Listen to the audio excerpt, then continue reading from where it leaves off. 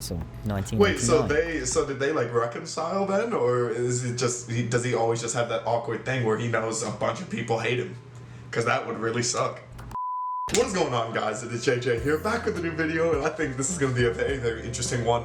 It's one we have taken a look at slightly when we took a look at the 7 worst drivers in F1 history. I think that video was, to say the least, a little bit skewed. I think it was mainly saying that how drivers were bad based off their ability, based off they couldn't keep the car on the track, they couldn't get through testing, etc., etc. However, I think the better way to tell a bad driver is to completely remove them from the sport entirely. You are going out there and saying, this driver does not belong here, they are not good enough, they cannot keep up with these speeds, and they are a threat to safety. Which is insane to think about, because in the 80s and 90s, the cars were already unsafe.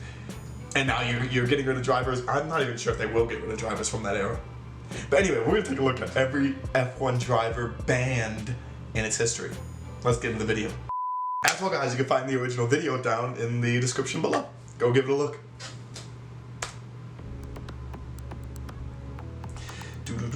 Race bans are incredibly rare in Formula 1, with just 5 drivers in the history of the World Championship being forced to sit out a race due to an official FIA sanction. Today in F1, a strict licence penalty points system is in place, meaning if a driver commits enough offences during a 12-month period, a ban is automatically triggered. Some have been close to reaching that limit, most recently Romain Grosjean towards the end of 2018. Really? Grosjean, I thought, was a really good driver. Is he not? Is it just like you're causing a ton of accidents, or just like I want to know? So far, no driver has received a ban under the new system. Grosjean remains the driver most recently to have served a ban, but we'll come back to him at the end. Our first entry on this list was a ban that had very little to do with F1's authorities at all. Ricardo Betrazi, 1978. Young upstart Betrazi had rubbed several experienced campaigners up the wrong way by the time of the Italian Grand Prix accident that ultimately claimed the life of Ronnie Peterson. On his arrival at the next race at Watkins Glen, Betrazi was informed by Bernie Ecclestone that several leading drivers, including James Hunt, Mario Andretti, Niki Lauda and Emerson Fittipaldi, wanted to teach him a lesson. The drivers blamed Betrazi for the Monza accident and told him he would be banned for the American race. They said if he refused to accept what was effectively a vigilante movement from his rivals, they would withdraw instead. Betrazi and his arrows... Bro, the man... I mean, obviously you can't blame an entire person dying on him, but if a driver is that bad that they caused an accident that led to a death, I feel like the FIA or F1 should have just taken the ban and done it themselves. Sought the opinion of a local judge, who assured him he had a strong case to remain on the entry list. But in the end, Arrows decided it was for the best to withdraw the Italian's car from the race.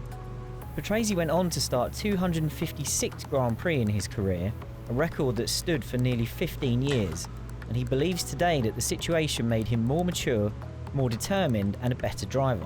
But he still contests any suggestion that he was a dangerous driver back then who needed to be taught a lesson by the veterans. Nigel Mansell, 1999. Wait, so did they like reconcile then, or is it just does he always just have that awkward thing where he knows a bunch of people hate him? Because that would really suck. More than a decade passed before another driver was banned from a race, and this time it was an official sanction. Mansell was black flagged during the Portuguese Grand Prix for reversing in the pit lane after he locked up approaching his pit box and decided to drive around his mechanics rather than through them.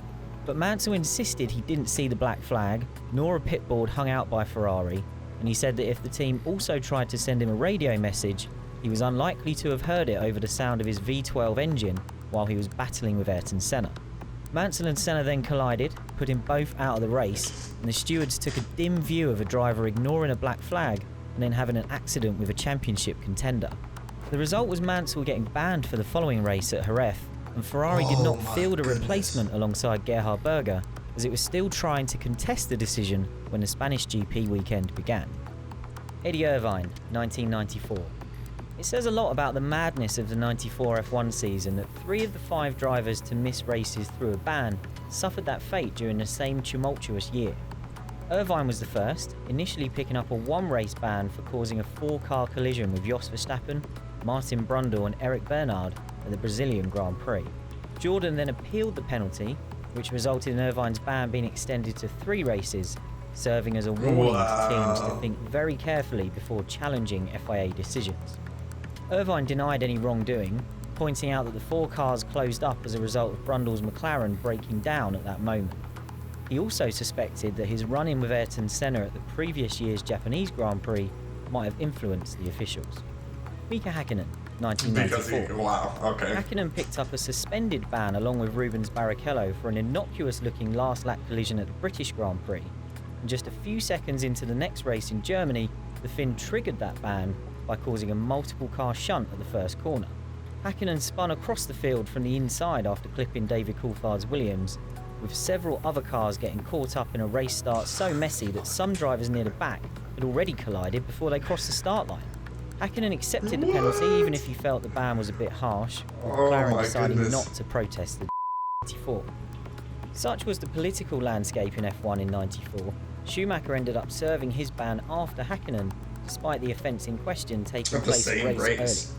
Schumacher famously overtook Damon Hill on the formation lap at Silverstone, and then repeated the transgression following an aborted start.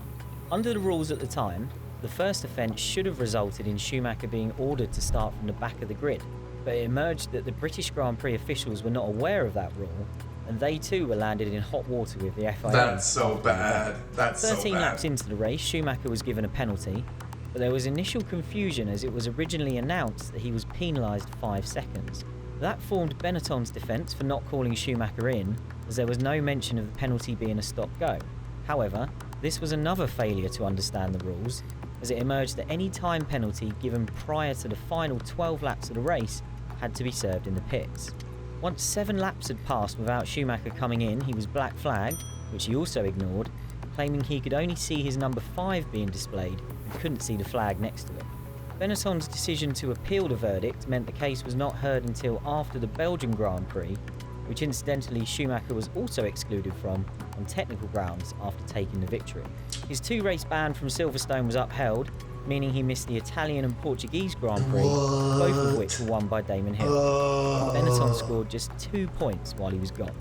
Jacques Villeneuve, 1997. Dude, a lot of these bands The exclusion are everyone just people remembers being from the stupid. 97 F1 season was Michael Schumacher being retrospectively stripped of his 2nd place in the World Championship for driving into Villeneuve at the Jerez decider.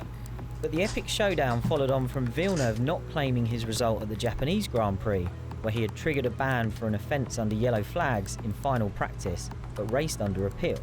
Villeneuve was one of 6 drivers accused of the offence, including Schumacher, but unfortunately for him, he was the only one with a suspended ban already hanging over his head for 3 previous transgressions.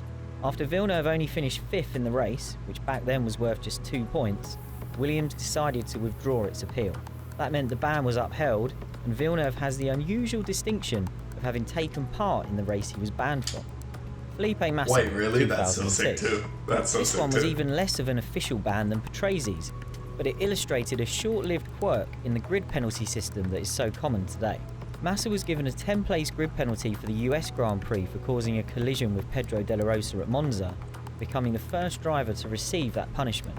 Back then, such a penalty was only applied to the next race, not the driver's next race, so Sauber decided to avoid having to serve the penalty by replacing Massa with its 2003 signing Heinz-Harald Frentzen at Indianapolis, in a bid to help its Constructors' Championship battle with Jaguar. Romain Grosjean, 2012. What the heck? Grosjean's Bro, that's incident-packed actually insane 2012 that they did season that. culminated in a race ban following the pile-up he caused at the start of the Belgian Grand Prix.